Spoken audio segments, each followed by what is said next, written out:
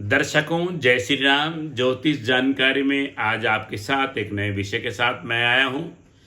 6 जुलाई रविवार 2025 को हरिसहनी एकादशी है, यानी देवसहनी एकादशी का व्रत है। उस दिन महालक्ष्मी का पूजन, भगवान श्री विष्णु का पूजन आप अवश्य करें।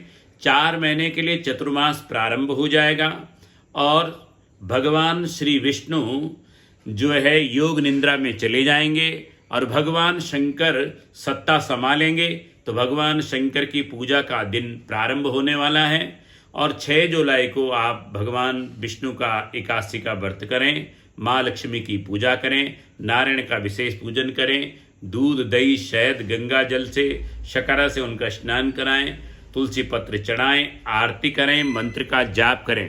और 4 महीने का चतुर्मास प्रारंभ हो रहा है तो प्याज लहसुन न खाएं।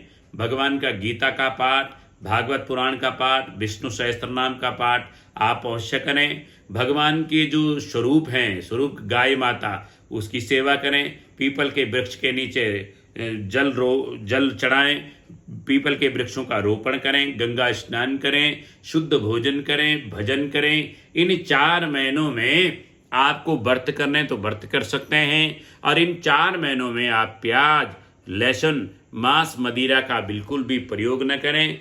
6 जुलाई से 1 नवंबर तक जो हमारे 4 महीने होते हैं चतुर्मास के, ये पूजा के, पाठ के, जप के, तप के, ज्ञान के, ध्यान के महीने हैं। इन महीनों में ऊर्जा प्राप्त करनी है, ज्ञान प्राप्त करना है, भक्ति प्राप्त करनी है, सहज रहना है, सरल रहना है, शुद्ध रहना है। तो ये मनोवृत्ति आप बना लीजिए। तो 6 जुलाई 2025 से और फिर शंकर जी की पूजा का महीना श्रावण मास प्रारंभ हो रहा है, क्योंकि भगवान शंकर सत्ता संभालेंगे।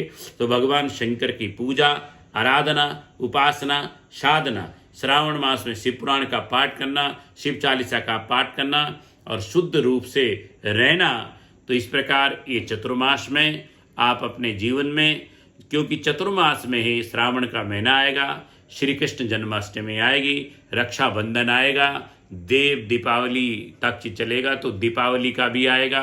तो सब ये जो 4 महीने हैं, ये चतुर्मास के जो महीने हैं, इन महीनों में आप भगवान की साधना, भगवान की उपासना, भगवान की आराधना करेंगे और मंत्रों का जाप, भगवान के नाम मंत्र का जाप आप जरूर करें।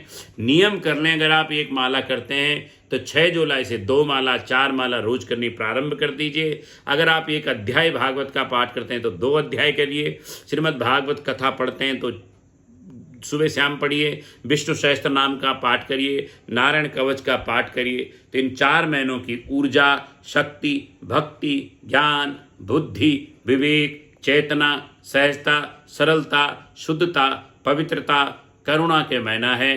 तो इसमें शक्ति प्राप्त करनी है, भगवान की भक्ति प्राप्त करनी है, ऊर्जा प्राप्त करनी है। तो आपको बहुत बहुत शुभकामनाएं।